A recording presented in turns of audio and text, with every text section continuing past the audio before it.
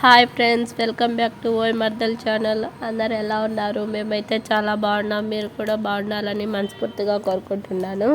ఈరోజు మన రెసిపీ వచ్చేసి బెండకాయ ఫ్రై అండి. పప్పు రైస్లోకి ఎప్పుడైనా పప్పు రసం చేసుకున్నప్పుడు ఏదైనా తాలింపు పెట్టుకోవాలనిపిస్తుంది. అప్పుడు ఇలా బెండకాయ ఫ్రై చేయండి, చాలా సూపర్గా ఉంటుంది టేస్ట్.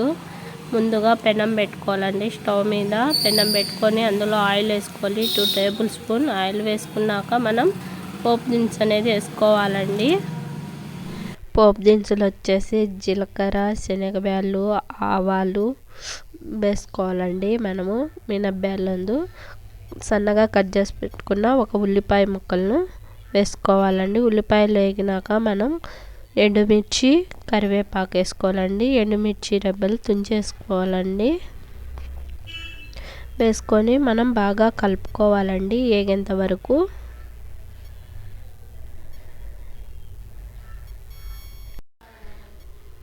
ఇప్పుడు వచ్చేసి మనకు కొద్దిగా వేగుతున్నాయండి. ఇప్పుడైతే పూర్తిగా వేగిపోయినాయండి. మనము ఇప్పుడు 1/2 కిలో బెండకాయలను సన్నగా కట్ చేసుకొని శుభ్రం చేసుకోవాలండి. శుభ్రం చేసి పెట్టుకొని మనము ఇప్పుడు ఇందులో వేసుకోవాలండి. వేసుకొని మనం కొద్దిగా సాల్ట్ వేసుకోవాలండి. మన టేస్ట్కి తగినంత సాల్ట్ వేసుకుంటే మనకు ఉప్పు అనేది తొందరగా మెత్తబడిపోతుంది, తొందరగా వేగుతాయండి. ఇప్పుడు మనం బాగా కలుపుకోవాలండి.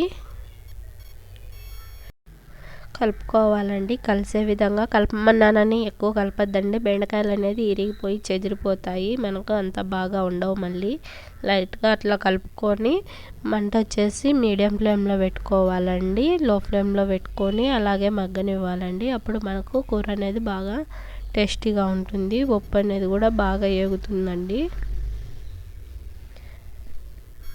మనం బెండకాయ ఫ్రై చేసేటప్పుడు చిట్కా ఏంటంటే, మనం బెండకాయ ఫ్రైకి మూత పెట్టకూడదండి. మూత పెట్టినట్లయితే మనకి చెదిరిపోతుంది. మనం సిమ్లో పెట్టి అలాగే వేయించుకోవాలండి. అప్పుడు మనకు బెండకాయలు చెదిరిపోకుండా ముక్కలుగా వస్తాయి, సూపర్గా ఉంటుందండి.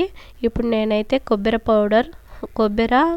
వెల్లుల్లి పౌడర్ చేసి పెట్టుకున్నానండి, అది వేసుకున్నాను. 1 టేబుల్ స్పూన్, 1/2 టేబుల్ స్పూన్ కారం పౌడర్ అనేది వేసుకున్నాను.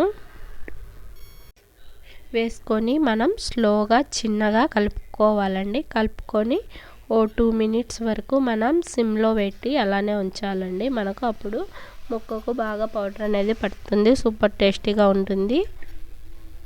మనకు బెండకాయ రెడీ అయిపోయిందండి. మనం రైస్లోకి, పప్పులోకి, రసంలోకి సూపర్ టేస్టీగా ఉంటుంది. చిన్నపిల్లలు చాలా ఇష్టంగా తింటారు. మన వీడియో నచ్చినట్లయితే ప్లీజ్ లైక్ చేసి, షేర్ చేసి, కామెంట్ చేయండి. Please subscribe my channel. Okay, bye friends.